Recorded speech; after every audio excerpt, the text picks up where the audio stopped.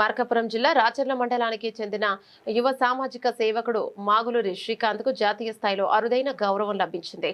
ఆయనను మనం పద్మచక్ర సేవా విభూషణ్ జాతీయ అవార్డు 2026కు ఎంపిక చేసినట్లు మనం ఫౌండేషన్ ప్రకటించింది.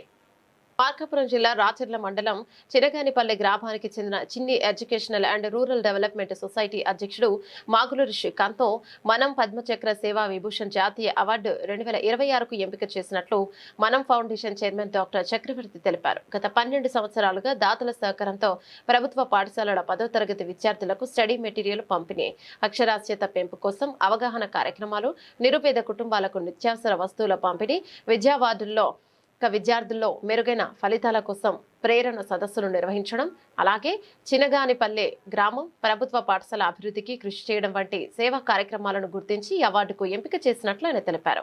ఈ ప్రతిష్టాత్మక జాతీయ అవార్డుకు తనను ఎంపిక చేసిన మనం ఫౌండేషన్ చైర్మన్ డాక్టర్ చక్రవర్తికి హృదయపూర్వక కృతజ్ఞతలు తెలియజేస్తున్నట్లు మాగులూరి శ్రీకాంత్ పేర్కొన్నారు. ఈ అవార్డు తన సేవా కార్యక్రమాలకు మరింత ప్రేరణగా నిలుస్తోందని ఆయన అన్నారు.